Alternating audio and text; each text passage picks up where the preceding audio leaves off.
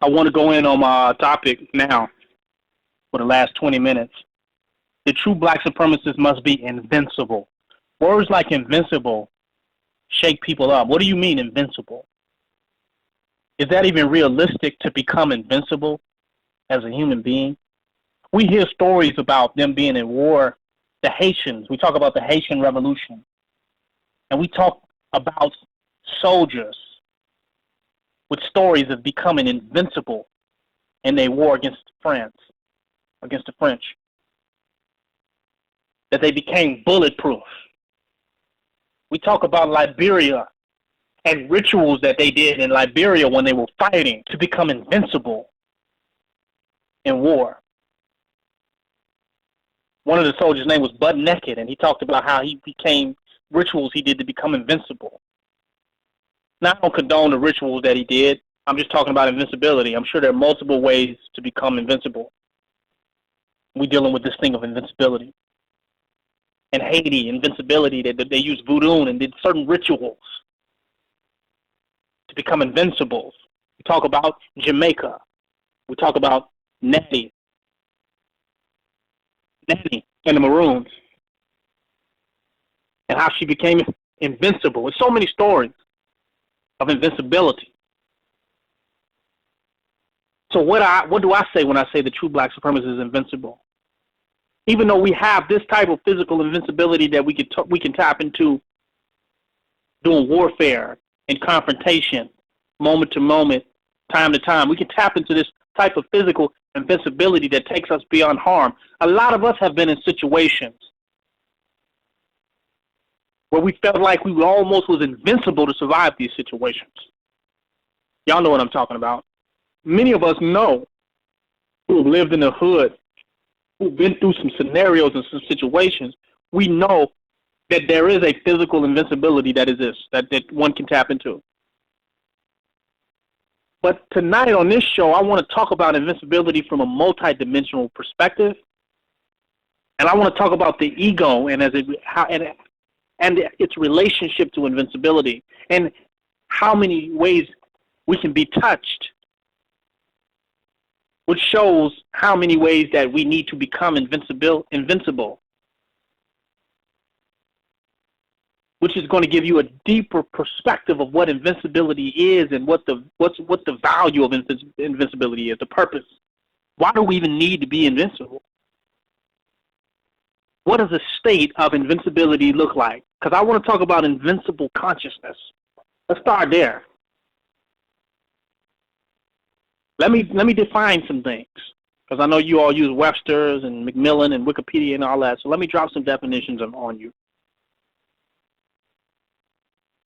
To be invincible, the state of invincibility for a black supremacist is where they can be things, they can have many experiences, many situations and circumstances can come at their mentality, can come at their reality, can come at their focus, can come at their meditation, but the black supremacist remains untouched and unmoved, complete in and of themselves, no matter what situations and circumstances occur in their life. They're unmoved. To be invincible is to be non-reactionary from the most deepest place within oneself. I bet y'all never heard that definition of invincibility before.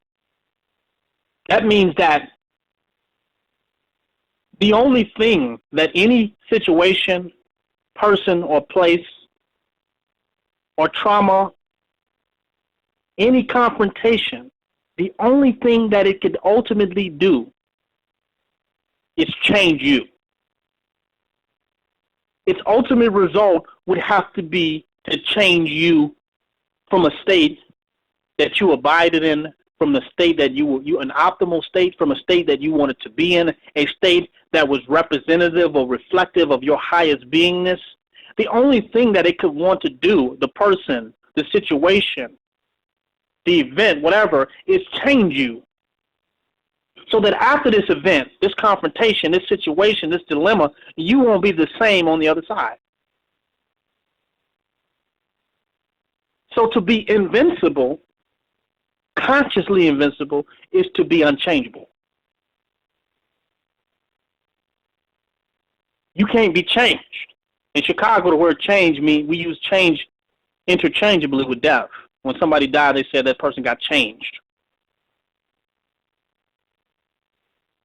So to become invincible is to become unchangeable. That means you go through life as a deity.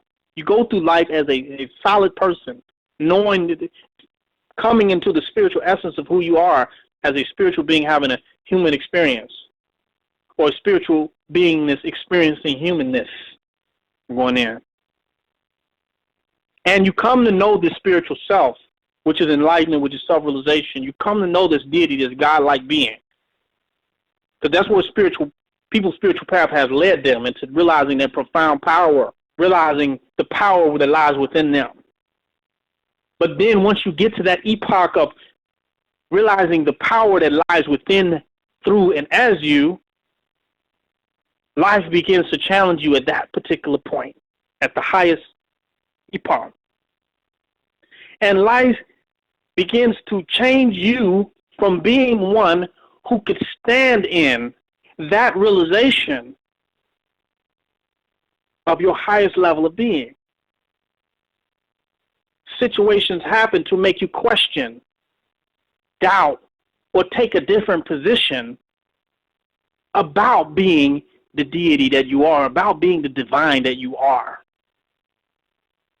Chipping away at this strong disposition, this posture. Life chips away at it if it can. Makes you act other than, react in a way that is other than you being solid in your own state of divinity. It chips away. It attacks it. But by the black supremacists must be invincible, meaning that they don't change. They're not reactionary. They are not superficial or contingent upon situations and circumstances. Non-affected, unintimidated, undisturbed, unmoved. Do you feel me? So when I talk about insensibility, I'm talking about a state of consciousness.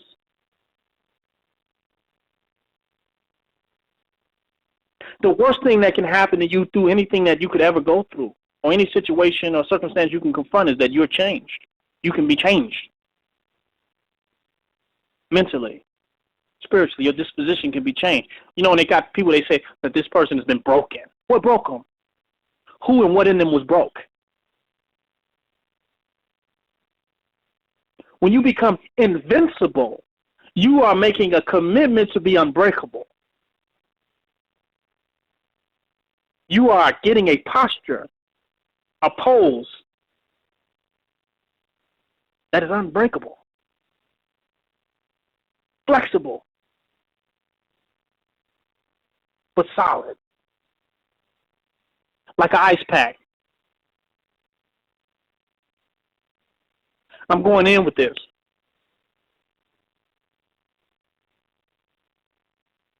You must become invincible. But you can't become invincible if who you are is dependent on what is going on outside of you. Because that's the quickest way to be changed. If your strength is not coming from within, you are definitely going to be changed from without. Let me repeat this. If your strength is not coming from within you, the outside world ain't going to do nothing but change you.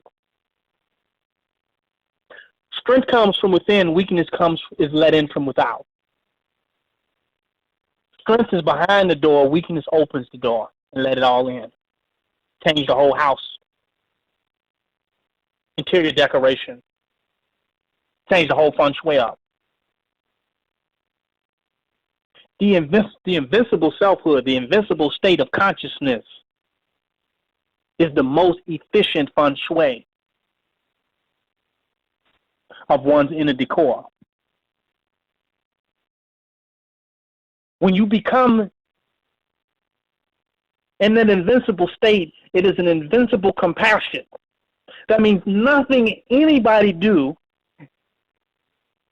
that is selfish, that appears to be wrong, even evil,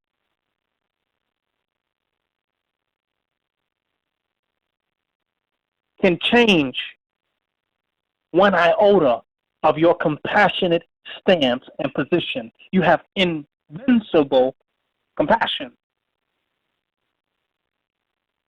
It cannot be changed because it comes from within to affect what is going on without. The invincible are not looking for an excuse in the world or justification from the world to be who they are.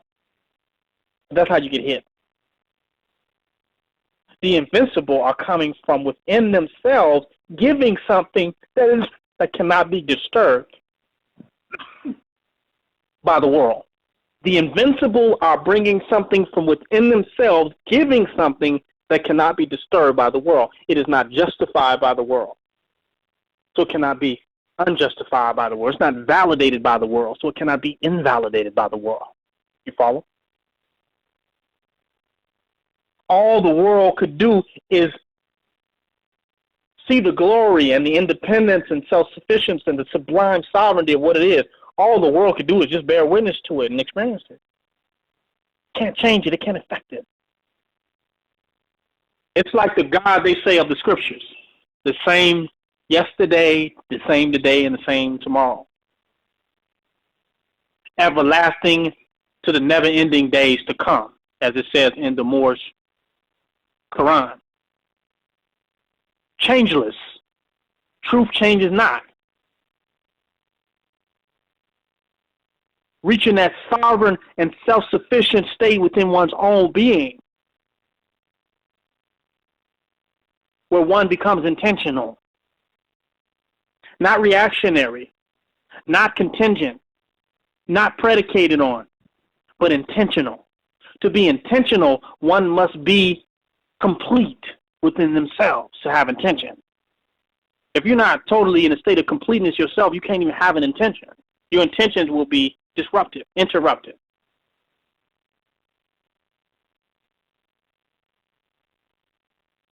So to become invincible, one must come from a place within themselves that is unreachable by any of the machinations of this world. The pain, the suffering, the sadness, the anger, none of this world can reach that place to disturb how who you are can continue to regenerate themselves and come from that place. Nothing can change or break down that. So I'm talking about this spiritual invincibility. A lot of people are hurt and hurt by this and hurt by that, and this affects what they're going to do, and how they're hurt by this affects who they are, and how people give to them or taken from them affects what they're going to do, and how people are going to respond to them affects who they're going to be, and how people act affects how they're going to behave, and they got to prove themselves to a world. They have not become invincible. See, those who are invincible don't care about what is going on in the world, what the world is doing, how low-spirited and undisciplined and undeveloped those are in the world. The invincible don't care about that because they're going to go on being invincible no matter what. They're going to go on being strength and go on being the example of invincible compassion, strength, power, love. They're going to go on being that. They can't help but to. Because on the other side of invincibility, there's like not too many gray areas. It's weakness. This is you're either going to be weak or you're going to be invincible. See, the invincible got hit just like everybody else. You think the weak just think they're the only one that's been hit. The weak believe that they're the only one that has had challenges. The weak believe they're the only one that went through some shit. The weakness is they're the only one that been lied to. They're the only one been stolen from. That they the only one been cheated. That they the only one been deceived. That they think they're the only one. But they got another thing coming because the invincible has went through everything they have and more. And on the other side of everything they went through, there's still this invincible compassion, selfhood, the untouchable. There's still the unmoved mover. The unmoved mover is still there. Complete, perfect witness, whose witness is exemplification of solidness, of solidity. I'm teaching today. We're complaining because we've not become invincible. We're reacting because we've not become invincible. We're upset. We're reacting too because we haven't reached that invincible level. We're meditating, but we're not becoming invincible in our meditation.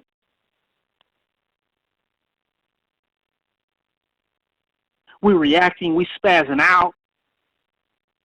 We're not invincible. When you become invincible, all the reaction is gone. You're steady, you're solid. Because if you could choose to be in a state all the time of peace and harmony and repose, if you could choose to be in that, wouldn't you? But the only way you could remain in such a state is if you was an invincible. And the only thing that can prove that you are not in that state is how you react to things that you appear to be going around you. It's how you use the world as justification for what you're going to be. Because you have not been invincible enough to be the world that you want to create. To be the change, as Mahatma Gandhi said, to be the change you want to see in the world, with the world trying to change you into what it is and remind you of what it is, then you would have to be invincible because the world is here to remind you of what it is right now, its own agenda about what it is right now. The world wants to stay alive.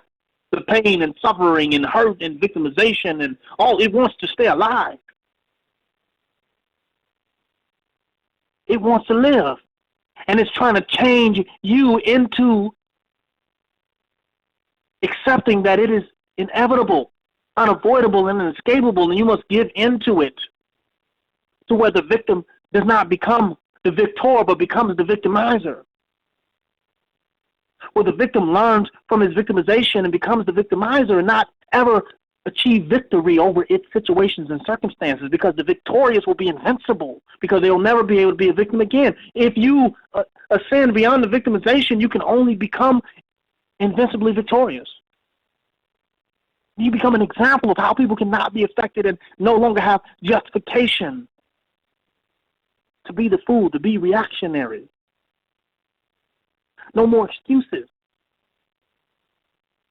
to take on the energies of that which one is not in agree with, to become the person that one does not like, that one does not agree with, to take on the energies of that, to avoid taking on the energies of that. One would have to become invincible. And the true black supremacist must be invincible and is invincible. And that's how we can change the world. Because we can be unaffected by it long enough to present and exemplify something else to it. We can show how you don't have to be broken down by it. The last 60 seconds of the show, if you listen on live stream, make sure you call in now. 646-716-9305. Call in on 2 phones if you can, so you don't get kicked off. Skype, Magic Jack, Google Voice, landline, telepathy. You can go back in the archives and hear the remainder of the show after the live stream. I thank all you all in the live stream for listening. Black supremacy. But let me continue the show. Becoming invincible. The invincibility of the black supremacists. The invincible are fearless. Not because they don't believe that they can be physically attacked or feel physical pain. But because they know that on the other side of the pain, on the other side of the attack, that they will be complete and the same, with the same principles and integrity that they had on the other side. So even though you may have physically attacked them, physically come at them, or spiritually and emotionally attack them, on the other side of that attack, they are completely what they were before the attack, untouched, unharmed, and unbroken, invincible. And now they can teach you a lesson. Because in the presence of the invincible, the weak no longer have an excuse. If you can take these blows, then what's the excuse for continue to giving them? Because they're giving them because they couldn't take the ones they got.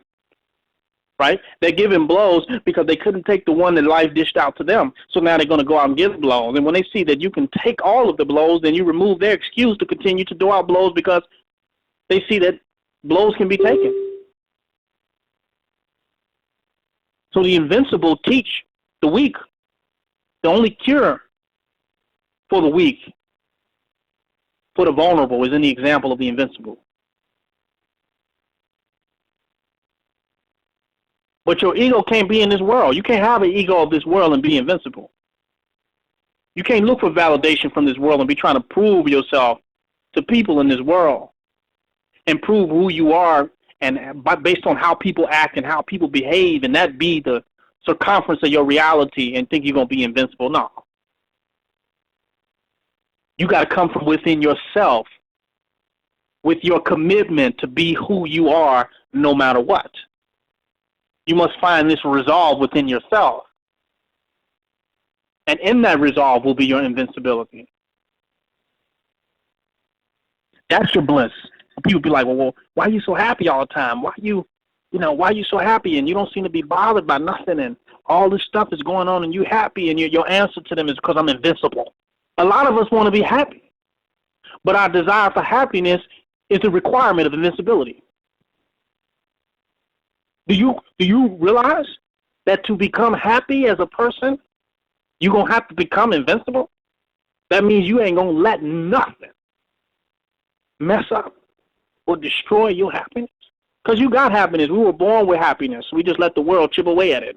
Our happiness was our innocence. We let the world keep breaking it off and give us justification to not be happy, give us excuses. So if you want happiness, you got to become invincible. You got to stop being affected by the world, the illusions of this world, by the behavior of others, what they do, their limitations.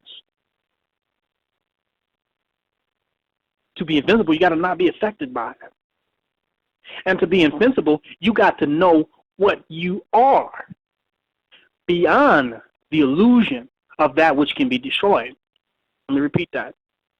To be invincible, you got to know who and what you are beyond that which can be destroyed. There's a you that is beyond anything that can be destroyed. And you got to find that you. People talk about they want the knowledge of self and they want to know who they are, but they don't want to find the invincible self. See, the ancient self, the most ancient of days, the most ancient identity to have lived this long, to be perpetuating itself through the consciousness of beings that are here, to reincarnate for that spiritual identity and selfhood of who we were to continue to be, it would have to be invincible, and the most invincible aspect and dimension of who we are, it would have to be that. Are you coming to know that? Are you just knowing a statue or a relic, a book, a DVD? Are you coming into the knowledge of the invincible you, the eternal you, the you that wrote it on the walls, and the you that's reading it off the walls is the same eternal and invincible you? Can we extract from that invincibility and pull it into our present moment right now and stand in that invincibility with situations and circumstances that are happening in our lives? To be invincible is to know that you are not what is happening to you. There is a difference between you and what is happening to you. You are beyond this world as a spiritual being experiencing this world. There's a you that is not affected by anything that is happening in this world. And that you attaches itself to this body, to the situations, to the circumstances, to the perceptual framework, to the paradigm, to the conceptions, to the ideologies, to the philosophies. There's a you that connects yourself to it. And there's a you beyond it. The you beyond it is invincible. And it can dictate and override the physical situations in its invincibleness. Y'all don't hear me? It's a you that can override,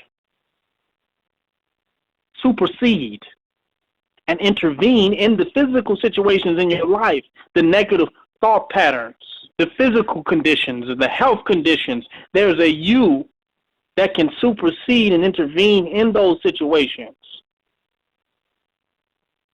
if you're aware of it. Because you're in this world, but you're not of this world. That's why you can affect the world. Some of us, who we think we are, is completely of the world. It's of other people's perceptions and of other people's rules and regulations and what they believe and their perceptions and their definitions about what is and what could be and what this means and all. We are of that world.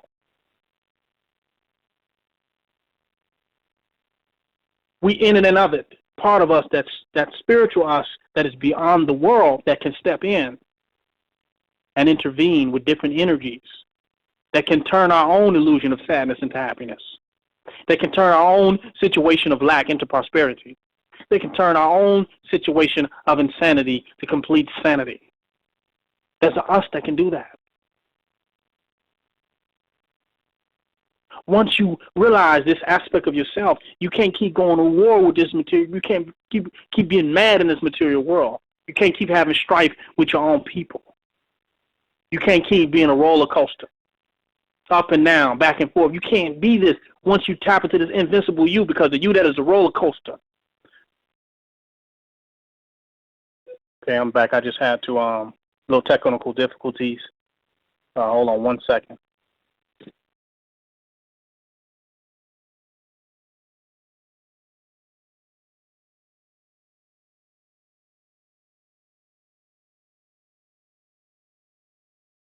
Okay, I'm back. And talking about this invincibility,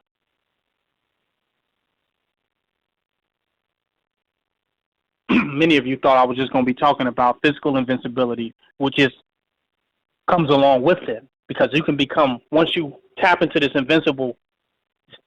invincibility within yourself, which is transcendental, which is a transcendental state, then you gain the integrity and fortitude physically, a higher fortitude physically.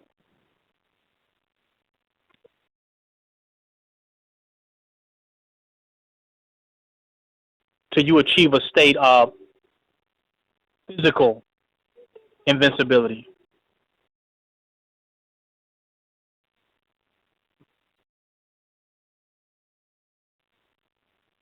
Let me open up the lines. We're in the last few minutes of the show. I just want to open up the lines.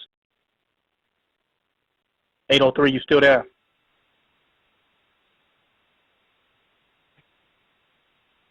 Peace, yeah, I heard what you're saying. Yeah, peace. Can you hear me?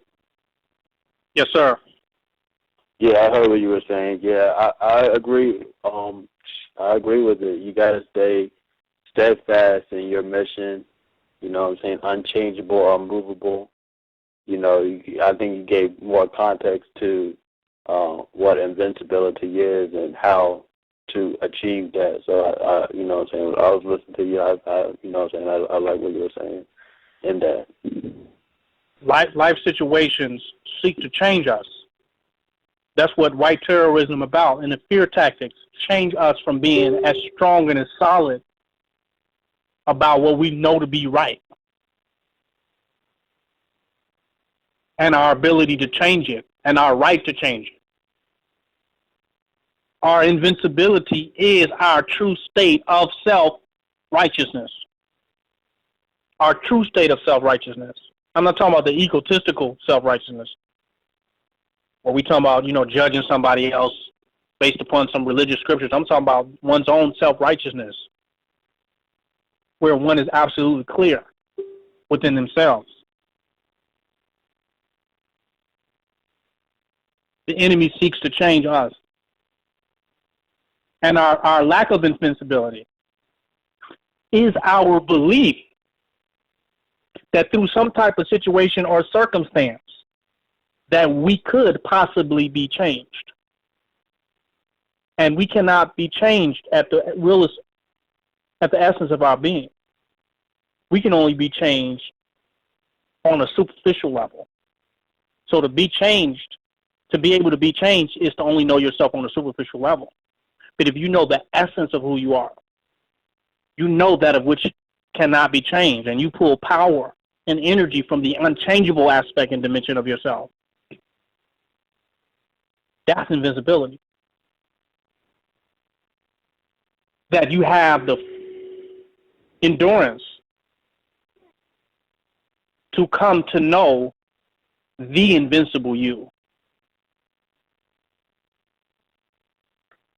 That you can make it through the illusions